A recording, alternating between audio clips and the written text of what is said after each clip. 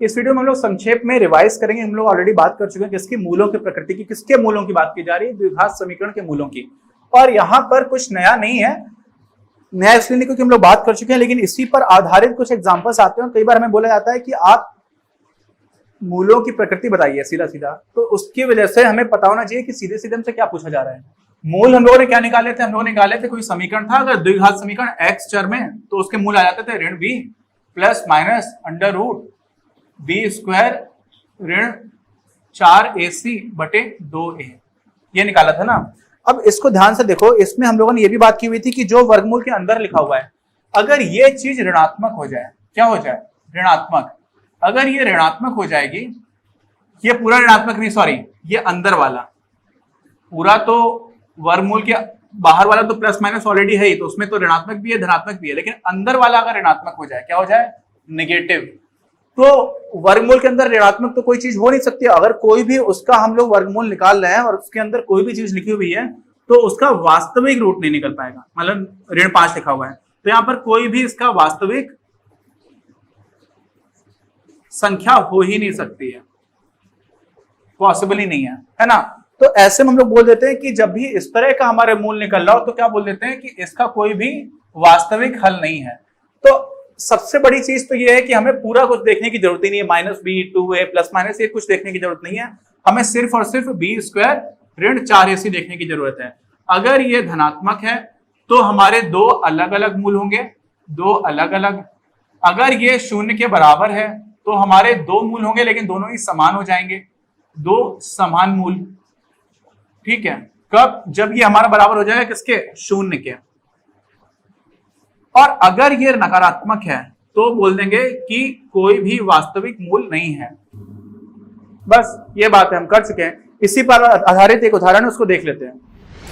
एक प्रश्न है उदाहरण में कि एक हमारा वृत्त है, क्या है, वृत्त, मान लीजिए ये वृत्त है, और इसका जो व्यास है वो दे रखा है 13 मीटर का है।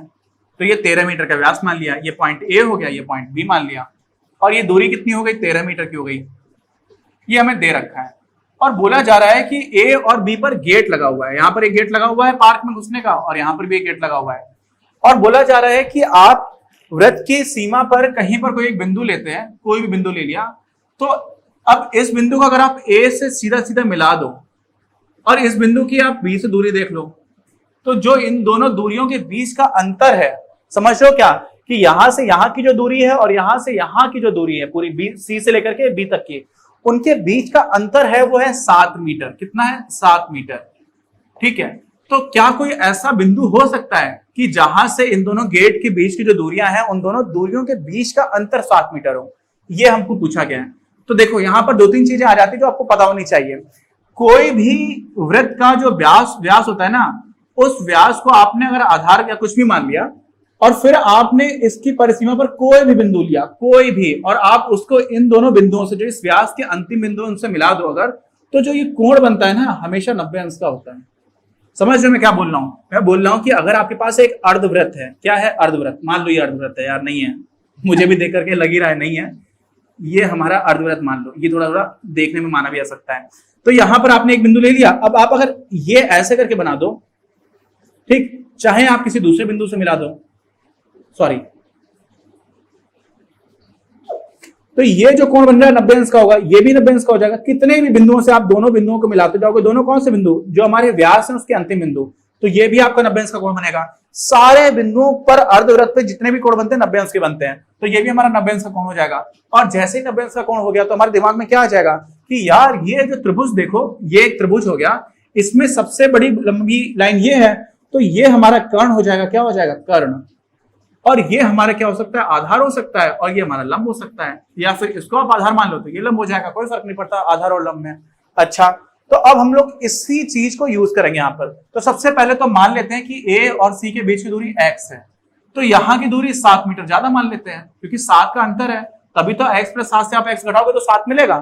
ठीक, अब क्या हो जा रहा है, अब आपको जो मेन चीज दे आ रही है वो समझ में आ जा रही है पाइथागोरस थ्योरम से, पाइथागोरस प्रमेय से, कि x का वर्ग और x धन 7 का जो वर्ग है वो कर्ण के वर्ग के बराबर होगा। ये आपको समीकरण मिल गया, इसी को हल कर देना है। ठीक, इतनी सी बात है। अब ये हल हम तब करेंगे जब हम ये देख लेंगे कि इसके हल है भी कि नहीं है। और वो हमें कैसे पता चलेगा? वो पता चलेगा पहले हम इसको मानक रूप में लिखेंगे। तो मानक रूप में लिखते समय क्या हो जाएगा? x की घात 2, x की घात 2 इसको खोल दीजिए, धन 14x धन 49 ऋण 169 बराबर 0। मानक रूप में आ जाएगा। एक्स स्क्वायर को साथ में ले लिया, 2x स्क्वायर धन 14x ऋण 120 बराबर 0। पूरे में 2 से भाग चला जा रहा है, देख रहा है मुझे। तो x स्क्वायर धन 7x ऋण 60 बराबर 0। अब इसके मूल निकलेंगे या नहीं निकलेंगे, हम लोग क्या करते हैं? विविक्तर निकाल लेते हैं। और विविक्तर क्या होता है? डिस्क्रिमिनेंट, उसी को इंग्लिश में बोलते हैं। ये कितना होता है? b स्क्वायर ऋण 4ac। तो b स्क्वायर कितना है आपका? ये b स्क्वायर है 49 ऋण 4, a कितना है? 1, और c कितना है? ऋण 60।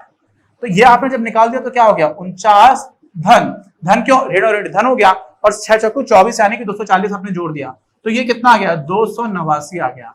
ठीक है, एक धनात्मक संख्या है। धनात्मक संख्या मिल रही, इसका मतलब इसके 2 अलग अलग मूल होंगे ही होंगे। अच्छा, अब वैसे 289 का जो वर्गमूल है मालूम कितना होता है? 17 होता है। 17 गुणा 17 होता है 289। तो यहां से हमें जो मूल मिलेंगे वो देखिए क्या हो जाएंगे? x बराबर ऋण b धन ऋण अंडर रूट b का वर्ग यानी कि 49 ऋण कितना? 4 इंटू a इंटू c कितना है? ऋण 60। और यही तो हम लोगों ने अभी निकाला है जो विविक्तर है, यही तो 289 निकल करके आया। तो इस पूरे को हम पहले से 289 रख सकते हैं वर्गमूल के अंदर, और अगर वर्गमूल के बाहर निकालना है तो हमें पता है कि इसका वर्गमूल कितना होता है? 17 होता है। तो सीधे से 17 भी रख सकते हैं। 2 इंटू a कितना है? 1 है। तो यहां से हमें x क्या मिल जाएगा? यहां से हमें x मिल जाएगा ऋण 7 प्लस माइनस कितना हो जाएगा? 17। सीधा सीधा लिख दिया हम लोगों ने, बटे 2। तो x का यहां से क्या मान आ जाएंगे? 1 मान आ जाएगा आपका। 17 आप जोड़ दोगे ऋण 7 में यानी कि 10 मिलेगा आपको, और उसमें 2 से भाग दे दोगे तो मिल जाएगा 5। और 17 यानी ऋण 17 और ऋण 7 जोड़ोगे तो ऋण 24, और ऋण 24 में भाग दोगे तो आ जाएगा ऋण 12। तो अब लंबाई है यानी कि धनात्मक ही हो सकती है, ऋणात्मक तो हो नहीं सकती, यानी हमारा उत्तर क्या हो जाएगा? 5। तो अगर x 5 आ गया तो ये हमारा कितना आ जाएगा? 5 और 7 12।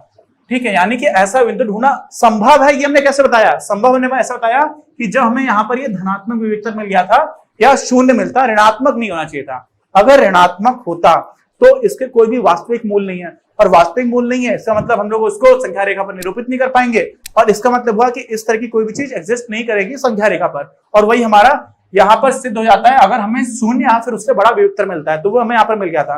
अब एक नई चीज मैं आपको बताता हूँ, नई नहीं है, थोड़ी इंटरेस्टिंग है। बहुत लोगों ने इसको ऑब्जर्व कर ही लिया होगा बचपन से।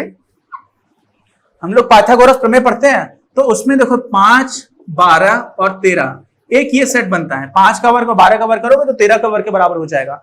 ऐसे ही 10, 24 और 26 का हो जाएगा। क्या किया? इनमें 2 से गुणा कर दिया सब में, है ना। ऐसे ही 3, 4, 5, 3 का वर्ग होता है 9, 4 का होता है 16, 16 9 जोड़ दिया 25 हो जाएगा। 25 क्या होता है? 25 का वर्गमूल 5 होता है, यानी कि 5 के वर्ग के बराबर हो गया। ऐसे ही 6, 8, 10। देखो पाइथागोरस प्रमेय पर जब भी प्रश्न आता है ना, हमेशा ही लगभग आप समझ लो कि 90% केसेस में आपको यही सेट मिलेगा। जैसे ही मुझे दिख गया था कि 13 मीटर यहां पर दिया गया है और ये पाइथागोरस प्रमेय यहां पर प्रयोग होगी, तो मुझे समझ में आ गया था कि 5 और 12 आ रहा होगा। और मुझे पहले से ही पता है कि 5 और 12 में 7 का ही अंतर होता है। 12 और 7 बड़ा है 5 से। तो मुझे प्रश्न हल करने से पहले ही पता चल गया था कि उसका उत्तर क्या है। तो मुझे ये जब चीजें दिखने स्टार्ट हो जाती है ना, तो आप कहीं से धोखे से गलती भी करिए तो आपको समझ आएगा नहीं यार गलत कर दिया, यहाँ पर आना तो ये चाहिए था। समझ रहे हो ना। तो इसको इन्हीं सेट्स का आप ध्यान रखिए, यही ज्यादातर दिए जाते हैं। रटने की बात नहीं है, करते करते प्रैक्टिस से ऑब्जर्वेशन हो जाती है। तो हम लोगों ने यहाँ पर क्या किया, हम लोगों ने देखा कि मूलों की प्रकृति कैसे निकालते हैं, जो हम पहले भी देख चुके थे। लेकिन सिर्फ विविक्तर ज्ञात करके हम बता पाएंगे कि मूलों की प्रकृति कैसी है, और हमें वो पता चल जाएगा तो हम बता पाएंगे इसके हल होंगे वास्तविक या नहीं होंगे। ठीक है, तो इस पर ही आधारित हमारी जो आखिरी प्रश्नावली है उसको हम लोग करेंगे। उसके बाद ऐच्छिक प्रश्नावली हम लोग अभी नहीं करेंगे। जब आपको जरूरत होगी, उसमें कोई समस्या आ रही होगी, आप मुझसे पूछेंगे कमेंट बॉक्स में लिख करके कि सर ये क्वेश्चन नहीं आया, तो मैं वो करके बताऊंगा। क्योंकि ऐच्छिक प्रश्नावली हमारे एग्जामिनेशन पॉइंट ऑफ व्यू से, परीक्षा के दृष्टिकोण से सीधे सीधे तो आती नहीं है ना, लेकिन वो इंटरेस्टिंग है मेरे हिसाब से, आप सभी लोगों को करनी चाहिए। तो हम लोग मिलते हैं अपने अगले वीडियो में, जिसमें हम लोग अपनी आखिरी प्रश्नावली की शुरुआत करेंगे।